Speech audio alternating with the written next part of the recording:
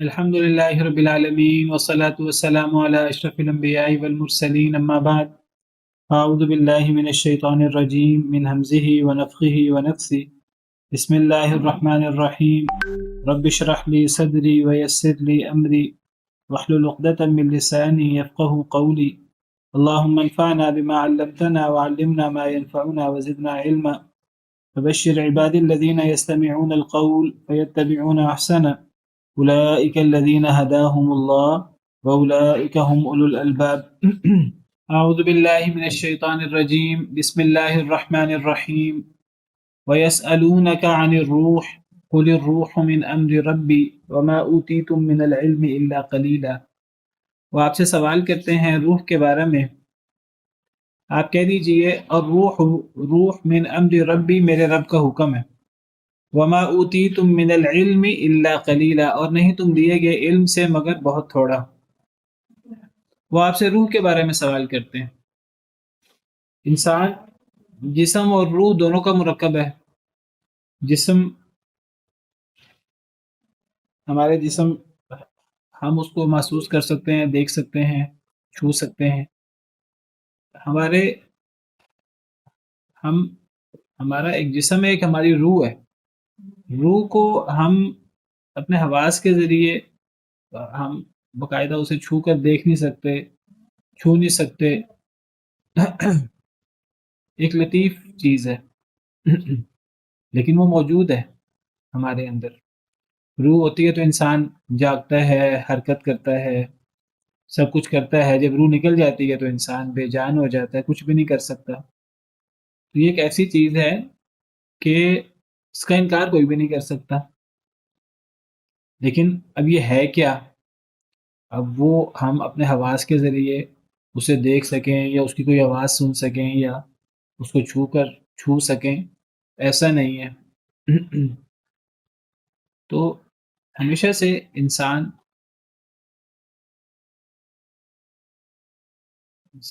کے اندر ایک یعنی تلاش تو ہوتی ہے، ایک تجسس کا مادہ تو انسان کے اندر ہے، اللہ نے رکھا ہے۔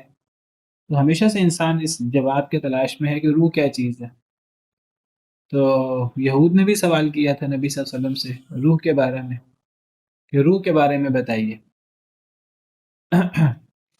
تو اللہ کی طرف سے سیدنا ابن مسعود رضی اللہ عنہ کی حدیث ہے یہ کہ یہود نے فلاں جگہ پر مدینہ میں نبی صلی اللہ علیہ وسلم سے روح کے بارے میں سوال کیا، تو پھر نبی صلی اللہ علیہ وسلم پر وحی نازل ہوئی اور نبی صلی اللہ علیہ وسلم نے اس وحی کے روشنی میں انہیں جواب دیا۔ یہ آیت نازل ہوئی۔ وَيَسْأَلُونَكَ عَنِ الرُّوحِ، وہ آپ سے سوال کرتے ہیں روح کے بارے میں۔ وَمَا أُوتِيتُمْ قُلِ الرُّوحُ مِنْ أَمْرِ رَبِّي، کہہ دیجئے روح میرے رب کے حکم سے ہے، روح میرے رب کا حکم ہے۔ بس ایک موٹی سی بات بتا دی کہ روح رب کا حکم ہے، اللہ کی طرف سے ہے۔ وَمَا أُوتِيتُم مِّنَ الْعِلْمِ، اور نہیں تم دیے گئے من العلم علم سے الا قلیلا مگر بہت تھوڑا، یعنی تمہارے پاس اتنا علم نہیں ہے کہ تم روح کی حقیقت، اس کی ماہیت جان سکو، سمجھ سکو۔ تم سمجھ ہی نہیں سکتے۔ انسان اپنی تمام عقل و فہم، اپنی صلاحیتیں، اپنی ترقی، جتنی آج تک ترقی کی ہے، مزید قیامت تک جتنی ترقی کر سکتا ہے ترقی کر لے، روح کے بارے میں نہیں جان سکتا، اس کی گہرائی تک نہیں پہنچ سکتا۔ تو اللہ نے بتا دیا کہ انسان کو اپنے آپ کو عاجز سمجھنا چاہیے، ناقص سمجھنا چاہیے۔ کچھ چیزیں ایسی ہیں انسان ان کو قیامت تک نہیں سمجھ سکتا، تو کچھ چیزوں کا جواب یہی ہوتا ہے کہ تم اسے نہیں سمجھ سکتے۔ جیسے اس کی مثال بالکل ایسے ہے جیسے بعض چیزیں ہم بڑے ہو کر ہم شعور کی عمر کو پہنچتے ہیں، 20 سال، 25 سال، 30 سال، 40، 50 سال، ہم کئی چیزوں کو سمجھنا شروع کر دیتے ہیں۔ لیکن ایک 5 سال کے بچہ، 10 سال کے بچہ ان چیزوں کو نہیں سمجھ پاتا۔ تو جب وہ 5 سال کا، 10 سال کے بچہ ہم سے سوال کرتا ہے تو ہم کیا جواب دیتے ہیں اسے کہ بیٹا ابھی آپ کو نہیں پتا، بڑے ہو کر پتہ لگ جائے گا۔ ہم اس کو ٹالنے کی کوشش کرتے ہیں۔ تو انسان کتنا بھی بڑا کیوں نہ ہو جائے، انسان کتنی ہی ترقی کیوں نہ کر لے، انسان پھر بھی ناقص ہے۔ کچھ چیزیں انسان کو جتنی بھی وہ ترقی کر لے، وہ ترقی کرنے کے بعد کامل تو نہیں ہو جائے گا۔ تو انسان کو یہ ماننا پڑے گا کہ میں ناقص ہوں، اور ایک مخلوق وہ کامل ہو بھی کیسے سکتی ہے جو عدم سے وجود میں آئی، خود بخود نہیں آئی، اس کو اللہ تعالیٰ نے عدم سے وجود بخشا، جو ایک وقت تھا جو رحم میں رہی، پیدا ہوئی، پھر تو وہ مخلوق اور وہ ہستی جو عدم سے وجود میں آئی، پیدا ہوئی، جو اللہ نے ایک طریقہ کار رکھا ہے پیدا ہونے کا، تو جو اس طریقے سے وجود میں آئے تو وہ اپنے آپ کو کیسے کامل سمجھ سکتا ہے؟ کیسے یہ بات ماننے کو تیار، بعض لوگ بات ماننے کو تیار نہیں ہوتے کہ ہم ناقص ہیں، تو یہ ماننا پڑتا ہے کہ ہم ناقص ہیں۔ تو روح کے بارے میں اللہ کا جواب یہی ہے کہ یہ اللہ کا حکم ہے، اور نہیں تمہیں دیا گیا علم سے مگر بہت تھوڑا، تمہارے پاس تھوڑا علم ہے، تم روح کے بارے میں نہیں جان سکتے۔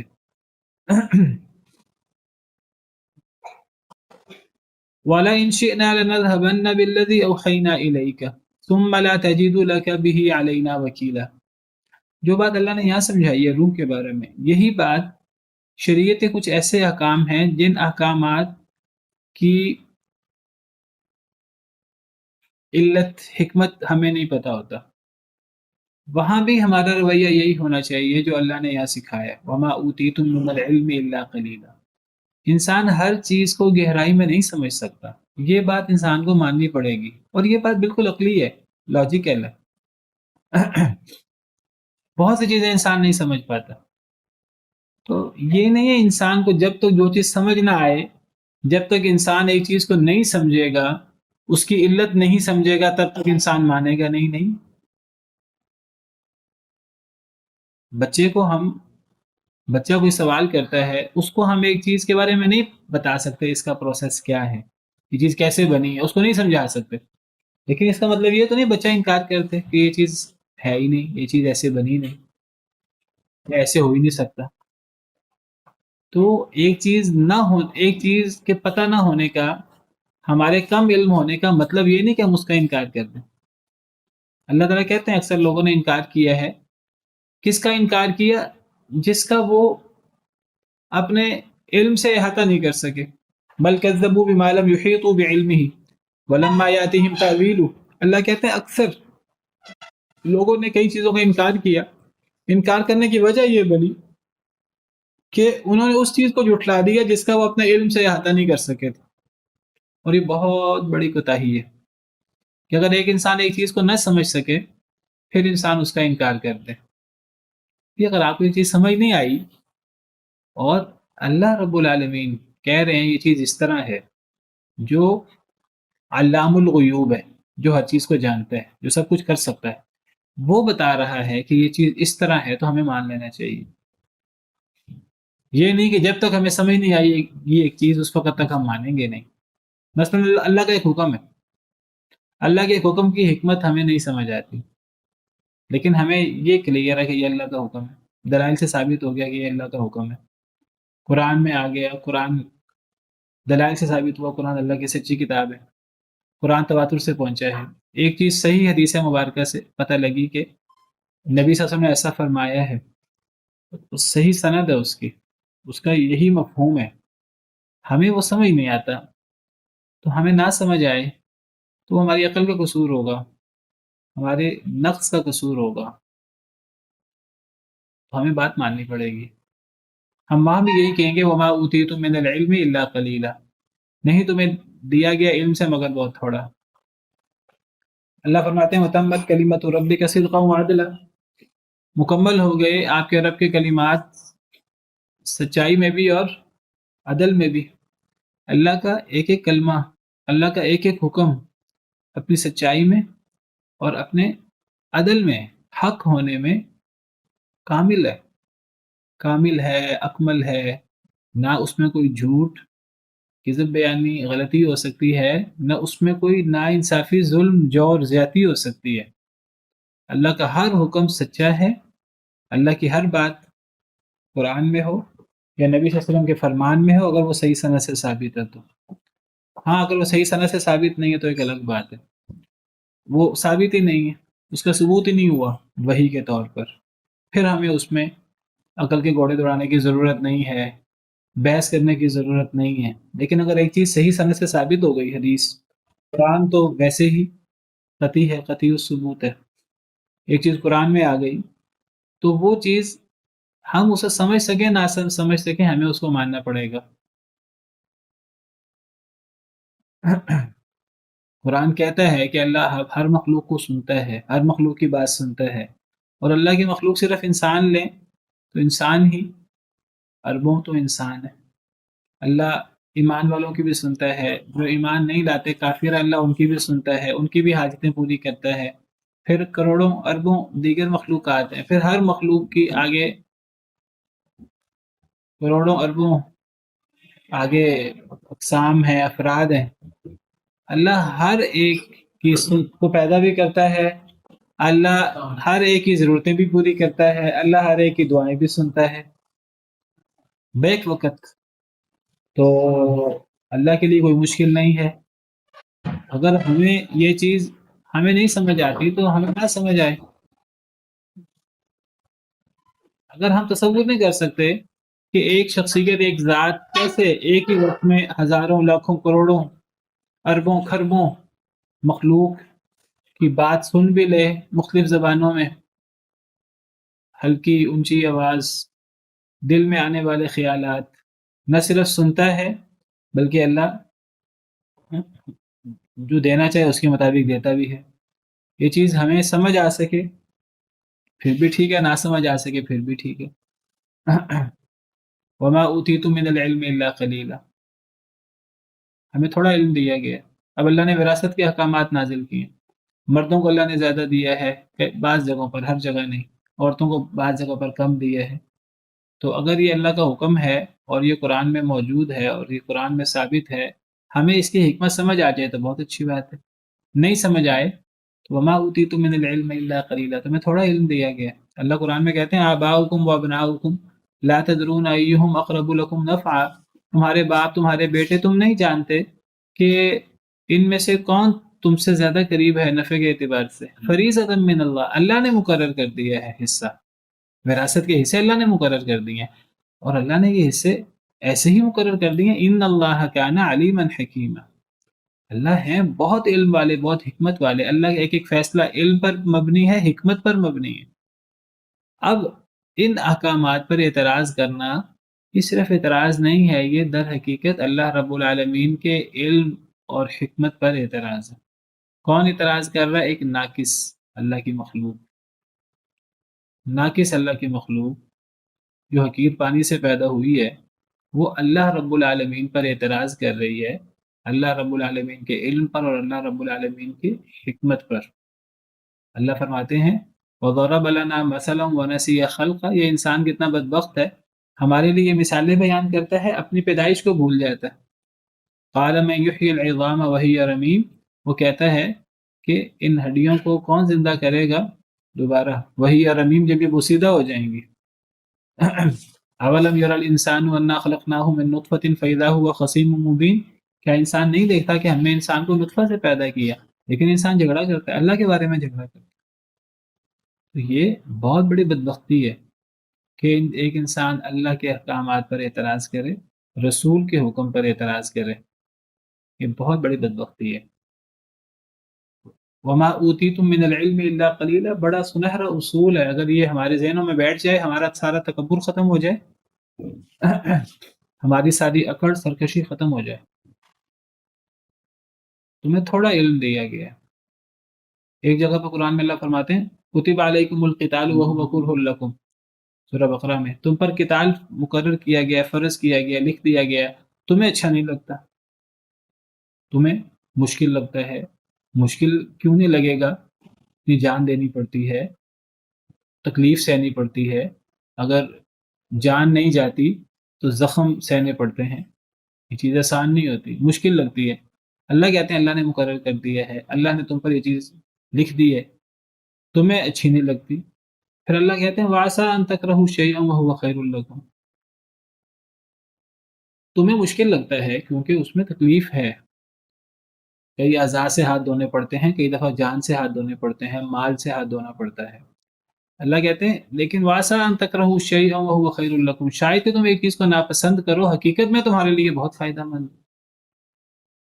واسا ان تحبوا شیئا وہو شر لکم، اور بالکل اس کے الٹ، شاید کہ تم ایک چیز کو بڑا اچھا سمجھو اور وہ تمہارے لیے بری ہو۔ اب انسان کو آسائش، عیاشی، نعمتیں بڑی اچھی لگتی ہیں، انسان کو کیا پتا کہ جب نعمتوں کی کثرت ہو جاتی ہے تو یہ نعمتیں انسان کے لیے نتیجے کے اعتبار سے اچھی نہیں رہتی۔ اللہ قرآن میں فرماتے ہیں وَلَوْ بَسَطَ اللَّهُ الرِّزْقَ لِعِبَادِهِ لَبَغَوْا فِي الْأَرْضِ، اگر اللہ اپنے بندوں کے لیے رزق کھول دیتا تو زمین میں بغاوت، فساد ہو جاتا۔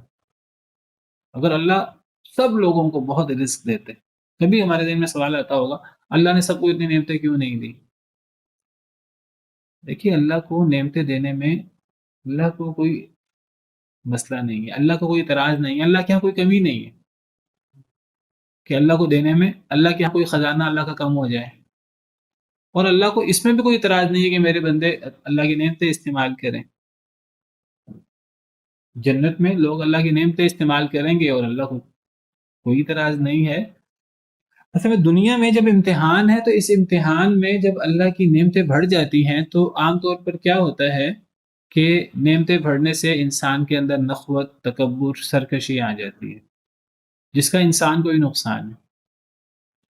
کَلَّا إِنَّ الْإِنسَانَ لَيَطْغَىٰ أَن رَّآهُ اسْتَغْنَىٰ، انسان سرکش ہو جاتا ہے جب اپنے آپ کو غنی پاتا ہے۔ اور ہم نے کل پڑھا وَإِذَا أَنْعَمْنَا عَلَى الْإِنسَانِ أَعْرَضَ وَنَأَىٰ بِجَانِبِهِ، جب ہم انسان پر انعام کرتے ہیں تو وہ منہ موڑنا شروع کر دیتا ہے، اپنے پہلو کے بل جھک جاتا ہے، تکبر کرتا ہے۔ تو ایک چیز کو ہم اچھا سمجھتے ہیں، کیا پتہ تم ایک چیز کو اچھا سمجھو تمہارے لیے بری ہو۔ وَعَسَىٰ أَن تُحِبُّوا شَيْئًا وَهُوَ شَرٌّ لَكُمْ، شاید کہ تم ایک چیز کو ناپسند کرو، ایک چیز کو پسند کرو اور وہ تمہارے لیے بری ہو۔ جس طرح ہم ممکن ہے ایک چیز کو ناپسند کریں ہمارے لیے اچھی ہو، جیسے قتال ہے، صبر ہے، مشکل لگتے ہیں یہ احکامات، اور شاید کہ ہم ایک چیز کو بڑا اچھا سمجھیں لیکن ہمارے لیے بری ہو۔ واللہ یعلم وانتم لا تعلمون، اللہ اس کی وجہ بیان کرتے ہیں، اس کی وجہ یہ ہے اللہ جانتے ہیں تم نہیں جانتے۔ انسان ناقص ہے اور انسان کو یہ بات سمجھنی پڑے گی کہ میں ناقص ہوں۔ اگر انسان نہیں یہ بات مانتا تو پھر گویا کہ وہ اللہ کا مقابلہ ہے، وہ پھر انسان سمجھتا کہ مجھے اللہ سے بہتر پتہ ہے۔ یہ گویا کہ منہ سے انسان نہیں کہتا لیکن اس کا مطلب یہ نکلتا ہے، پھر اس میں اللہ کی توہین بھی ہے، اس میں انسان کا تکبر بھی ہے بلا وجہ کا۔ تو یہ نقطہ ہمیں سمجھ لینا چاہیے، جب انسان یہ نقطہ سمجھ لیتا ہے تو انسان اللہ کا بندہ بن جاتا ہے۔ دعا کے اندر اصل میں اسی چیز کا اظہار ہوتا ہے، جب اللہ سے ہم دعا کرتے ہیں ہم اللہ کو گویا کہ بتاتے ہیں کہ اے اللہ ہم اپنے آپ کو کمزور، حقیر، فقیر سمجھتے ہیں، لاشے سمجھتے ہیں، ہم ناقص ہیں اور آپ کامل ہیں۔ بس یہ دعا کی پیچھے فلسفہ ہے بنیادی۔ آپ اس نیت کے ساتھ دعا کریں تو یہی سب سے بڑی بندگی ہے۔ ایک بندہ اللہ کے سامنے رب اغفر لی کہہ دیتا ہے، رب اغفر لی، اے اللہ مجھے معاف کر دے، تو اللہ کو اس سے کتنی خوشی ہوتی ہے، میں آپ کے سامنے حدیث پیش کرتا ہوں۔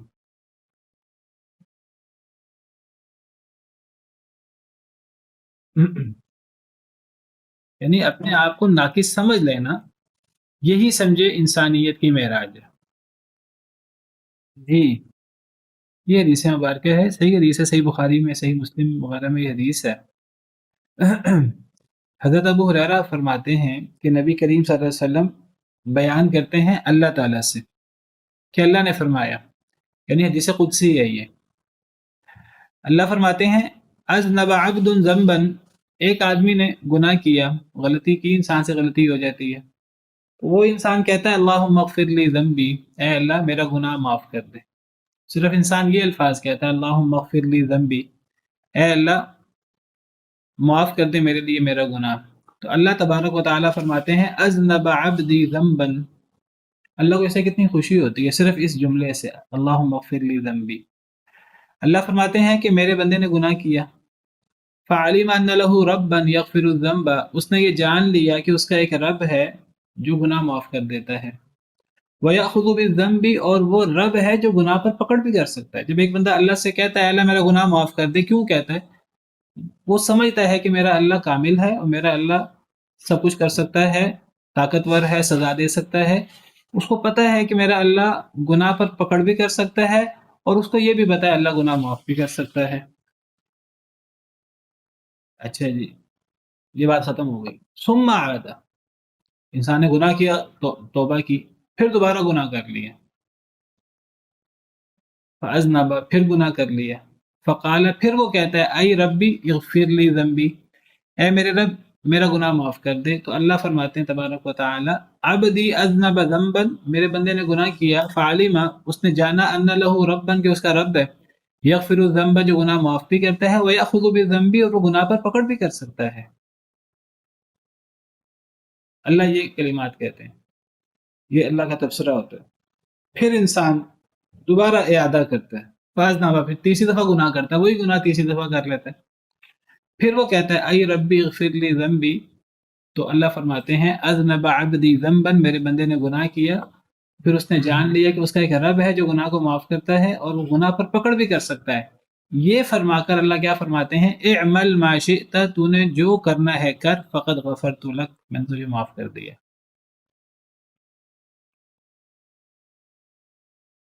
تو دیکھیے یہ کتنا بڑا عمل ہے، اللہم اغفر لی ذنبی کہنا. یعنی اللہ کہتے ہیں تو نے جو، تو اگر تو مجھ سے معافی مانگتا رہے، تو نے جو گناہ کرنا کر لے. اصل میں وجہ کیا ہے اللہم اغفر لی ذنبی کہنے کو؟ چھوٹا سا جملہ ہے، اصل میں یہ جملہ اللہ کی کاملیت، اللہ کی عظمت، یعنی جب انسان کہتا ہے اللہم اغفر لی ذنبی، گویا کہ انسان کہتا ہے میرا رب ہے جو گناہ پر پکڑ بھی کر سکتا ہے، جو میرے گناہ کو دیکھ بھی رہا ہے، اور جو مجھ میں مجھے معاف بھی کر سکتا ہے. یہ سب چیزیں اللہم اغفر لی ذنبی کے اندر موجود ہیں. اور سب سے بڑی چیز جو اللہم اغفر لی ذنبی کے اندر موجود ہے، انسان کا اپنا نقص اور انسان کا اعتراف. تو یہ سب سے بڑی عبادت ہے. لا الہ الا انت سبحانک انی کنت من الظالمین، حضرت یونس کی دعا ہے، اور یہ بہترین دعاؤں میں سے ایک دعا ہے. اس دعا کے اندر یہی چیز ہے، جو بھی یہ دعا کرتا ہے اللہ اللہ کہتے ہیں میں اس کو معاف کر دیتا ہوں. لا الہ الا انت سبحانک انی کنت من الظالمین. اللہ فرماتے ہیں فاستجبنا لہ ونجیناہ من الغم، جب حضرت یونس نے یہ دعا کی تو ہم نے ان کی یہ دعا قبول کر لی اور ہم نے ان کو غم سے نجات دی. وکذالک ننجی المؤمنین، اسی طرح ہم مومنین کو نجات دیتے ہیں. نبی صلی اللہ علیہ وسلم نے فرمایا کہ جو بندہ بھی یہ دعا پڑھے گا حضرت یونس والی، تو اللہ اس کو غم سے نجات دیں گے. قرآن میں بھی وَكَذَلِكَ نُنْجِي الْمُؤْمِنِينَ، اسی طرح ہم مومنین کو نجات دیتے ہیں. یہ حضرت یونس کے لیے خاص نہیں ہے، انہوں نے دعا کی، اللہ نے قبول کر لی. جو بھی یہ دعا کرے گا اللہ قبول کر لیں گے. اس دعا کے اندر کیا ہے؟ لا الہ الا انت سبحانک، اللہ کی عظمت ہے، اللہ کی کاملیت کا اقرار ہے، اور انی کنت من الظالمین کے اندر انسان کے نقص کا اعتراف ہے، میں ظالم ہوں.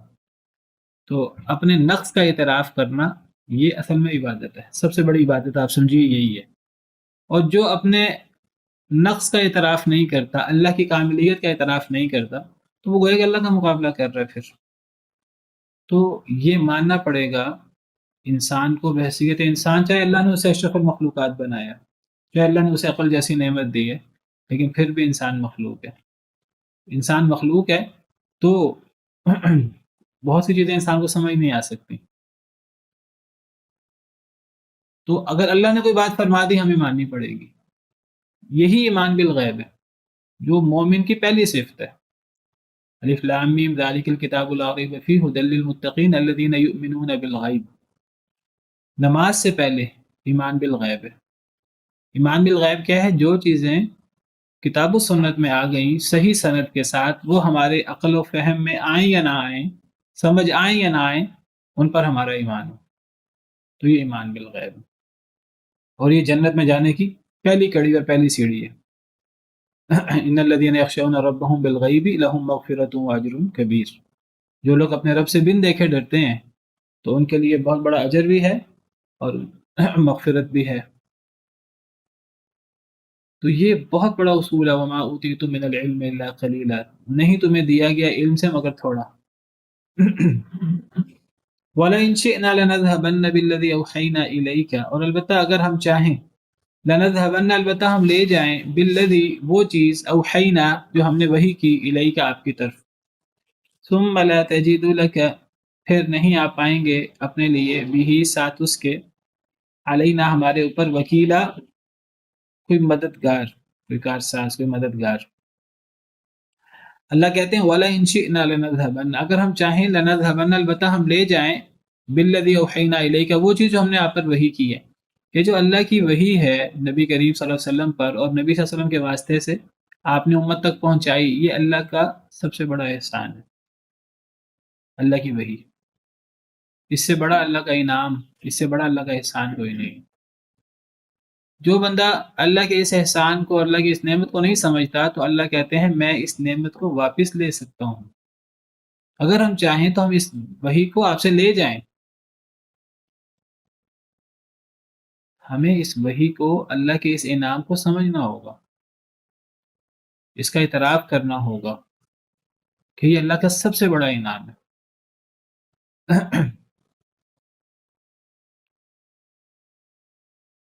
جو اس کو بوجھ سمجھتا ہے کہ اللہ تعالیٰ نے احکامات نازل کر دیے ہیں، ہمیں عمل کرنا پڑتا ہے، اللہ کہتے ہیں میں نے قرآن اس لیے نازل نہیں کیا کہ میں لوگوں پر بوجھ ڈالوں، لوگوں کو مشکل میں ڈالوں۔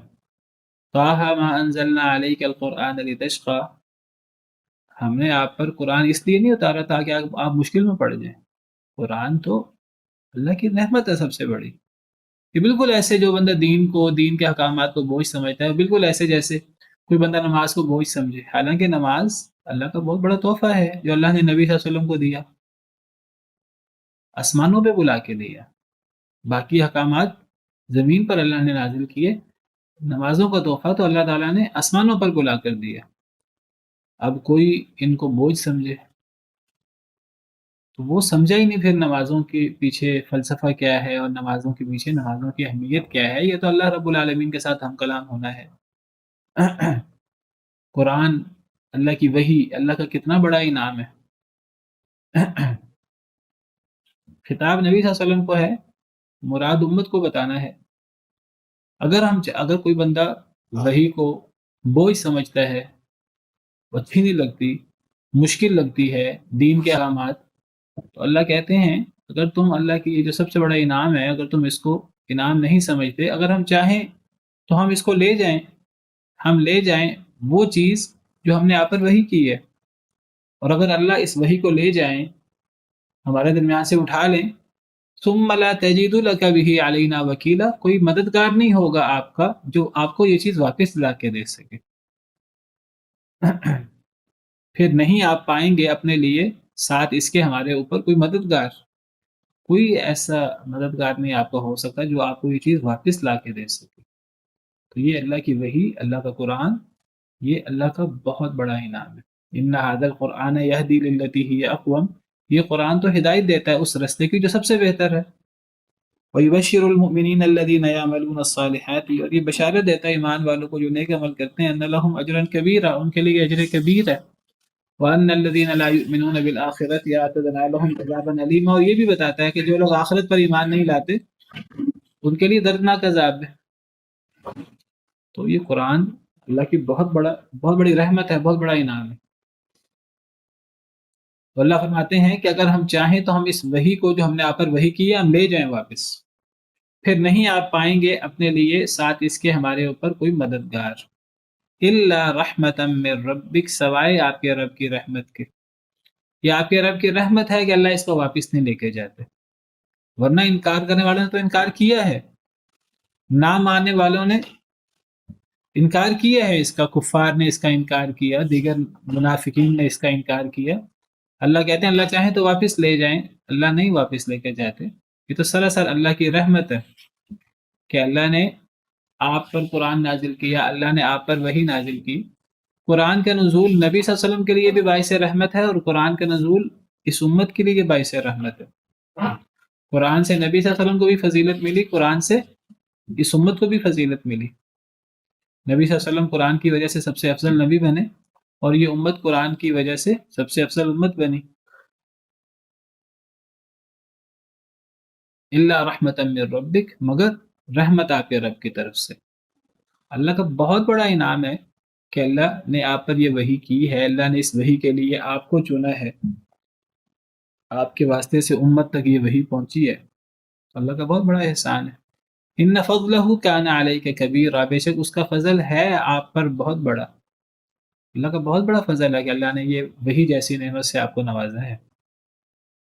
قل إن اجتمعت الانس والجن على ان يأتوا بمثل هذا القرآن، کہہ دیجیے البتہ اگر جمع ہو جائیں سارے انسان اور سارے جن، الانس والجن، یہ انس اور جن سے پہلے الف لام جنس کا ہے، اگر سارے انسان، ساری انسانیت اور سارے جن اگر اکٹھے ہو جائیں علی ان یأتوا بمثل هذا القرآن، اس پر کہ وہ لے آئیں اس قرآن جیسی کوئی چیز، لا یأتون بمثلہ، وہ نہیں لا سکتے اس کی مثل کوئی چیز، ولو کان بعضهم لبعض ظہیرا، اگرچہ ان میں سے بعض کا مددگار ہی کیوں نہ ہو جائے۔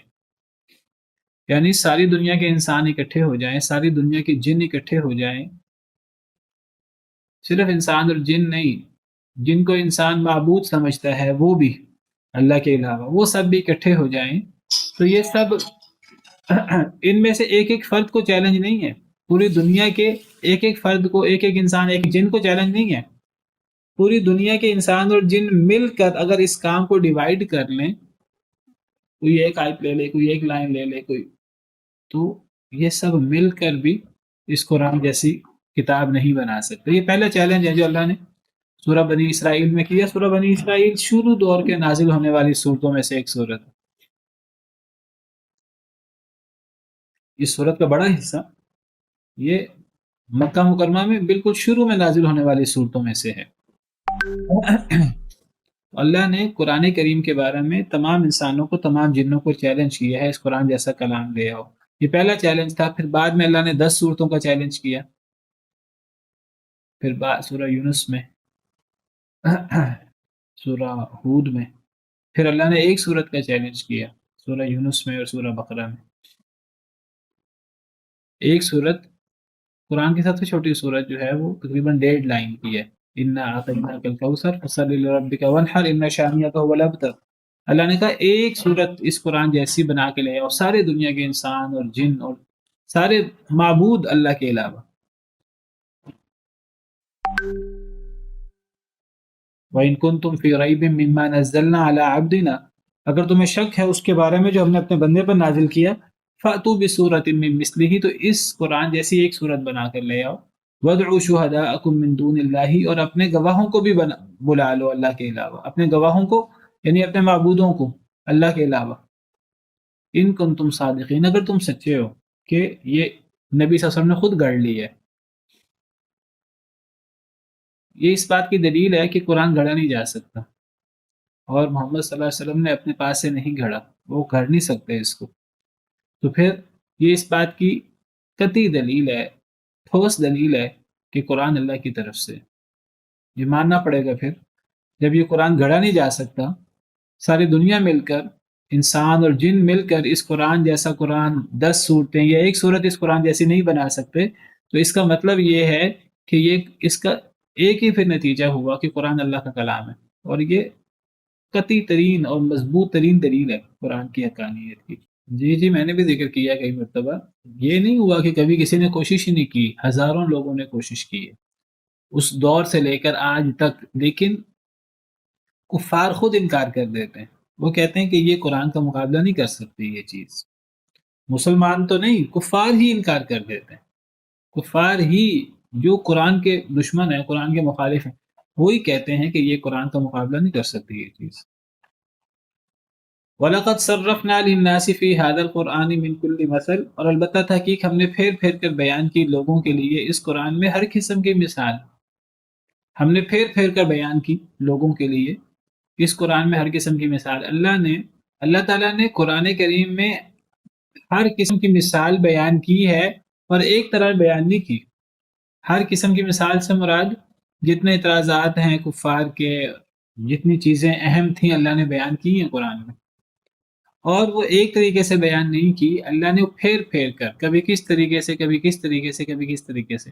توحید کا مسئلہ اللہ تعالیٰ نے بہت سارے طریقوں سے سمجھایا، رسالت کا عقیدہ اللہ تعالیٰ نے پھیر پھیر کر سمجھایا، قرآن اللہ کی کتاب ہے، قرآن حق ہے، اس کی حقانیت اللہ تعالیٰ نے پھیر پھیر کر، کبھی کس طریقے سے، کبھی کس طریقے سے، آخرت بعد الموت اللہ نے اس کا عقیدہ پھیر پھیر کر، کبھی کس طریقے سے، کبھی کس طریقے سے۔ یہ مطلب ہے وَلَقَدْ صَرَّفْنَا، البتہ تھا کہ ہم نے پھیر پھیر کر بیان کیا لوگوں کے لیے اس قرآن میں ہر قسم کی مثال، ہر مسئلہ، ہر بڑے بڑے اعتراضات جو کفار مکہ کے تھے، اللہ نے پھیر پھیر کر عقلی دلائل سے اللہ نے ساری چیزیں اللہ نے سمجھائی ہیں، کبھی کس طریقے سے کبھی کس طریقے سے۔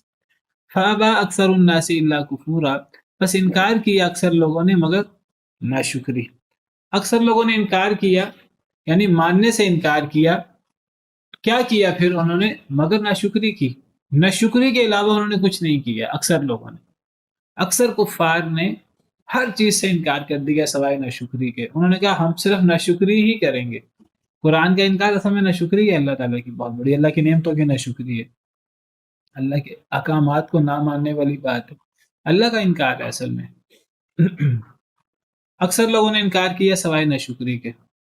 وقالو، اور انہوں نے کہا لن نؤمن، ہرگز نہیں ہم ایمان لائیں گے آپ کے لیے، حتی تفجر لنا من الارض ینبوعا، حتیٰ کہ آپ پھاڑ دیں ہمارے لیے زمین سے چشمہ۔ انہوں نے کہا کہ جب تک آپ ہمیں یہ نشانی نہیں دکھاتے اس وقت تک ہم ایمان نہیں لائیں گے۔ کون سی نشانی؟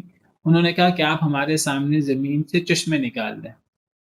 اصل میں نے بتایا مکی صورت ہے، تو مکہ کی سرزمین پتھریلی زمین ہے، وہاں عرب لوگ، ان کے ہاں سب سے بڑی چیز زراعت ہوتی تھی، تو زرعی زمین ہو، وہاں زراعت ہو سکے، سبزیاں پھل اگ سکیں، پتھریلی زمین پہ کچھ نہیں ہوتا تھا، اور پھر زراعت کے لیے چشموں کی ضرورت ہے، پانی کی ضرورت ہے، نہر کی ضرورت ہے، تو مکہ میں نہ پانی ہوتا تھا اور مکہ میں پتھریلی زمین تھی۔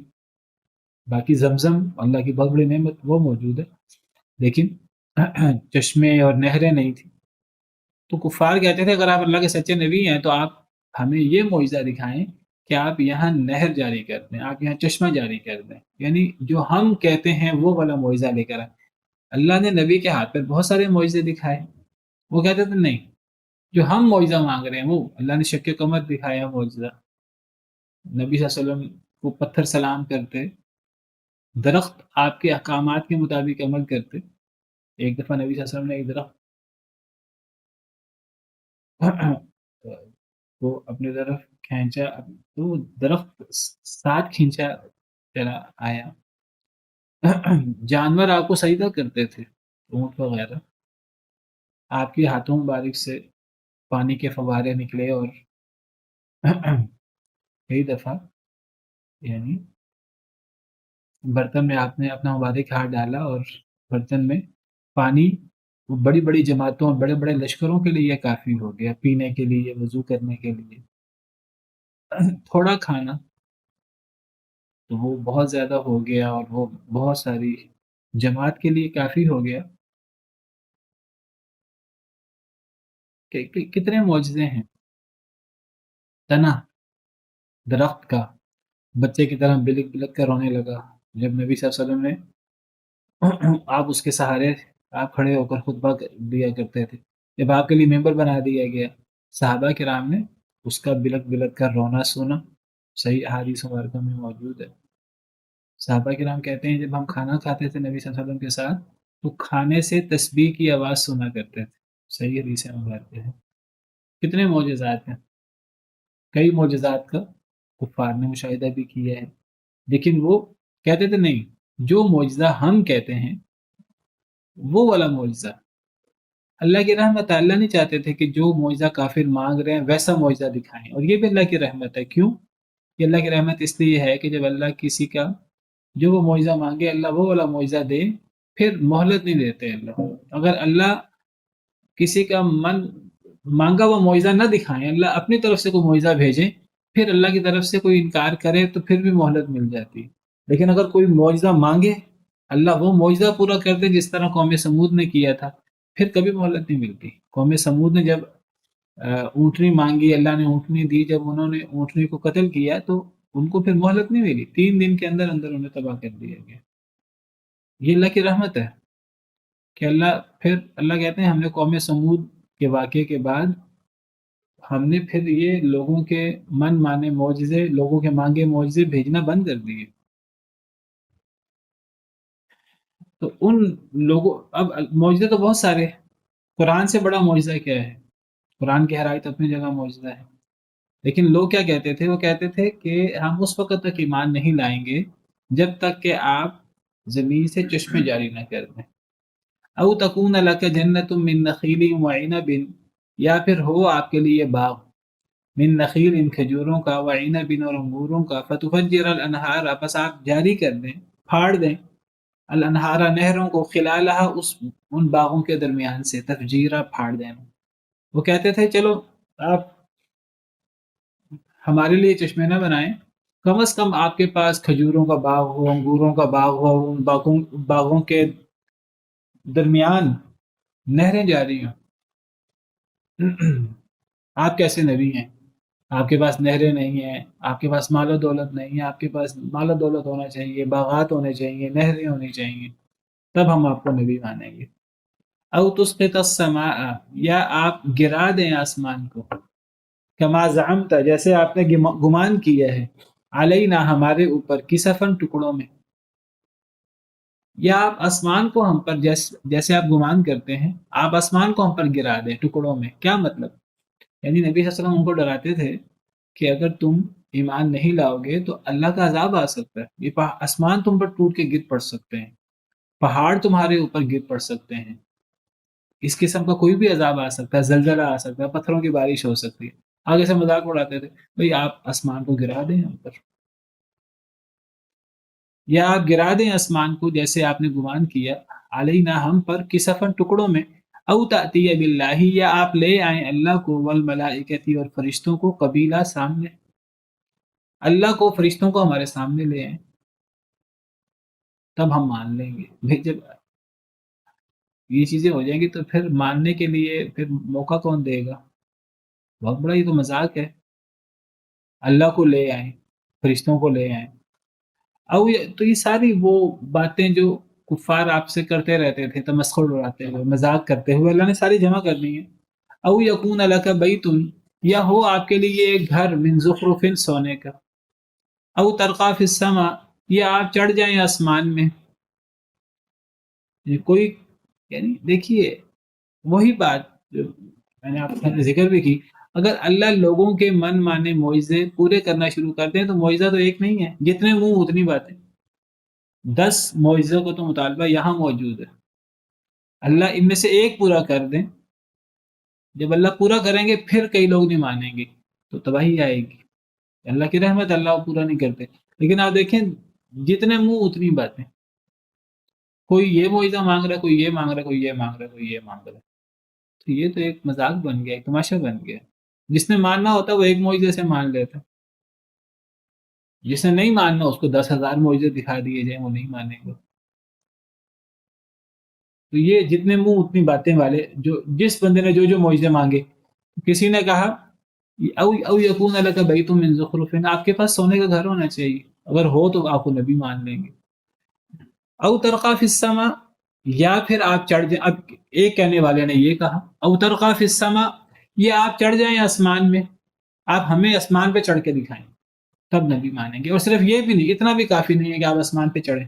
وَلَن نُؤْمِنَ لِرُقِيِّكَ، اور ہرگز نہیں ہم ایمان لائیں گے آپ کے چڑھنے پر، حَتَّى تُنَزِّلَ عَلَيْنَا كِتَابًا نَقْرَؤُهُ، حتیٰ کہ آپ نازل کریں ہم پر ایک ایسی کتاب جس کو ہم پڑھیں.